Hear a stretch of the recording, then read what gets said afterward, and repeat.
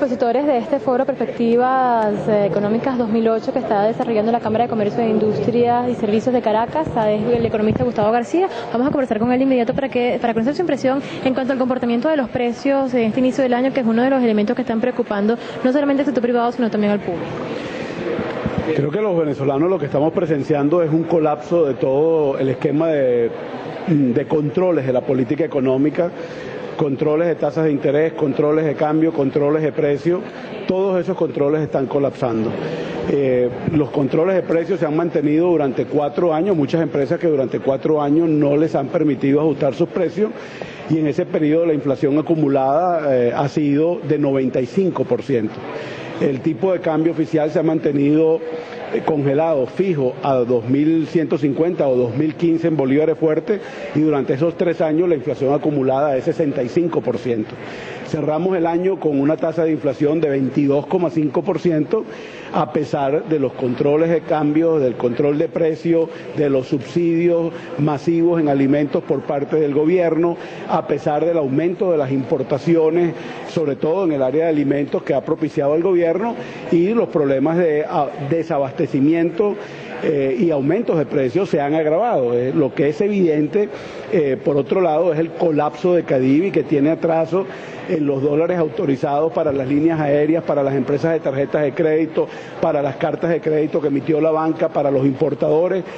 Es obvio que el esquema de controles en general ha colapsado, y el colapso se hace evidente en 2 elementos. Uno, un agravamiento muy serio del problema de desabastecimiento de todo orden. Es muy serio en alimentos, muy serio en medicina, en toda una serie de productos de consumo masivo distintos a los alimentos, en piezas y partes automotrices. Es decir, el problema de desabastecimiento en general, además de los alimentos, que es el más grave evidentemente, es muy, muy serio. Y las respuestas del gobierno son las cosas que ya se agotaron, que ya fracasaron. El gobierno hace años inventó CASA, la Corporación de Alimentos Agrícolas, Sociedad Anónima. Bueno, ya prácticamente no existe. Después inventó Mercal y Mercalito, ya fracasó, y ahora saca un conejo nuevo que lo llaman Pedeval, PDVSA Alimentos, por lo cual lo que es evidente que PDVSA no va a hacer su trabajo bien como industria petrolera, porque está distraída distribuyendo alimentos en el país, y por supuesto, como no conoce esa área, también lo va a hacer mal, como le pasó a Mercal. Mercal terminó con negocios desabastecido, y la única cosa que hace es comprar productos importados para venderlos en Venezuela, de manera que los controles, aparte del colapso que están generando en el desabastecimiento y en la aceleración de la inflación, tenemos un nuevo fenómeno. Este es un socialismo que está promoviendo el desarrollo exógeno en otros países, porque está importando desesperadamente, inclusive en productos que nosotros hasta hace un tiempo no muy remoto nos autoabastecíamos e inclusive exportábamos. Ahora estamos importando caraota, harina de maíz, etcétera, etcétera. Bueno, por un esquema de política económica que se agotó hace mucho tiempo, y cuyo principal factor que demolió esos mecanismos de controles fue la voracidad de gasto público y de financiamiento monetario del gobierno, que es lo que está generando este colapso que estamos presenciando los venezolanos. ¿La inflación prevista, de acuerdo a todos los indicadores que usted está diciendo, las realidades o la situación que se está presentando en diferentes áreas? Bueno, es un poco difícil a esta altura del año prever cuál va a ser la tasa de inflación, sobre todo porque es un gobierno que improvisa demasiado.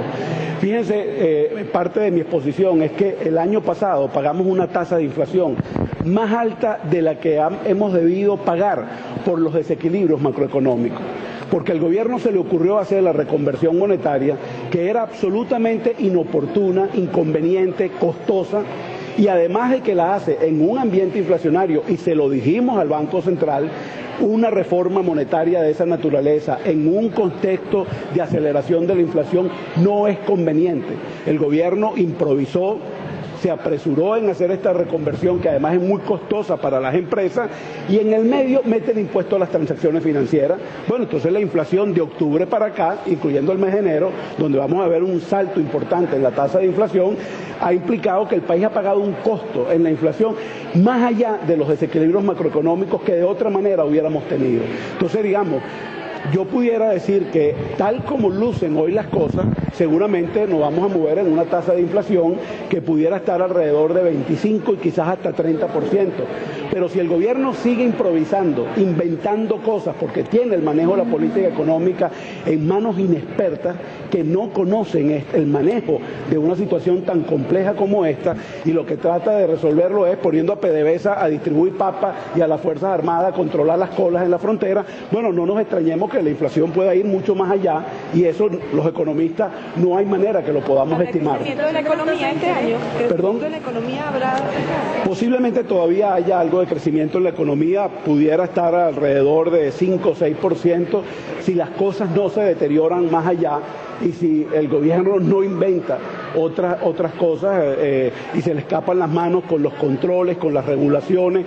Yo diría que pudiéramos hablar de un crecimiento económico que quizás se ubique entre 4 y 6%, dado que todavía en el año es muy temprano para saber lo que pueda ocurrir. Definitivamente la situación de la inflación sigue preocupando a economistas, también al sector público y al privado. Se espera que mañana el BCB dé el reporte correspondiente al mes de enero. Con esta información regresamos a los estudios.